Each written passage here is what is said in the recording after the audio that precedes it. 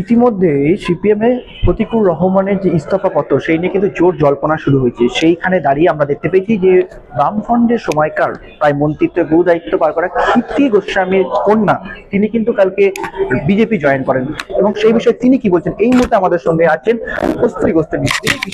আপনাকে প্রথমে স্বাগত।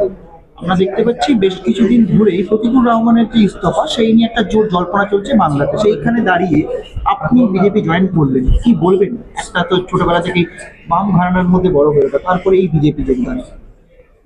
আমার মনে হয় বাম ঘরানায় ছিলাম বলেই, বাম রাজনীতি করেছি বলেই আজকে এই সময় পশ্চিমবঙ্গ রাজনীতিতে অত্যন্ত সিগনিফিকেন্ট ভারতীয় জনতা পার্টি যে কাজগুলো করছে, অত্যন্ত সিগনিফিকেন্ট। সেই সিগনিফিকেন্সগুলো আমার মানসিকতার সঙ্গে ম্যাচ করেছে, তাই ভারতীয় জনতা পার্টিতে আসা।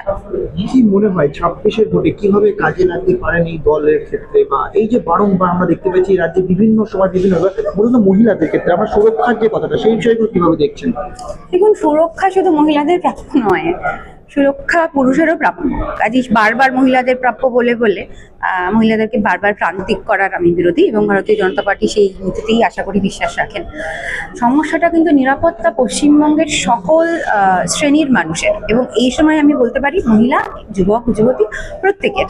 আর সমস্যাটা কর্মের, সমস্যাটা আইনি নিরাপত্তার, সমস্যাটা যাদের প্রয়োজন নেই তাদের হাতে অনেক কিছু চলে যাওয়ার, আর যাদের প্রয়োজন বেশি তাদের হাতে সেগুলো না পৌঁছানো। এই মুহূর্তে দাঁড়িয়ে যদি দেখা যায় যুবশ্রী প্রকল্প বেকার ভাতা চালু করেছে রাজ্য সরকার, সেইখানে দাঁড়িয়ে একজন এই যুগে 2026-এ দাঁড়িয়ে কিভাবে মনে করছেন যে কতটা যোগ্য বলে আজকে বেকার ভাতা চালু করছে রাজ্য সরকার কর্মসংস্থানের জায়গায়?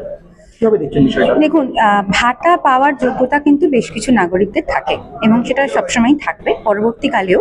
এবং ভারতীয় জনতা পার্টি 2026-এর নির্বাচনে জিতে আসার পরও যারা ভাতার প্রাপক তারা নিশ্চয়ই পাবেন, কিন্তু কর্মক্ষেত্র কমিয়ে দিয়ে শুধুমাত্র ভাতা সৃষ্টি করব, এটা কোনো সুস্থ রাজনৈতিক মানসিকতা হতে পারে না। কর্ম দিতে পারছে না বলে কি ভাতা দিয়ে মুখ বন্ধ করা হচ্ছে?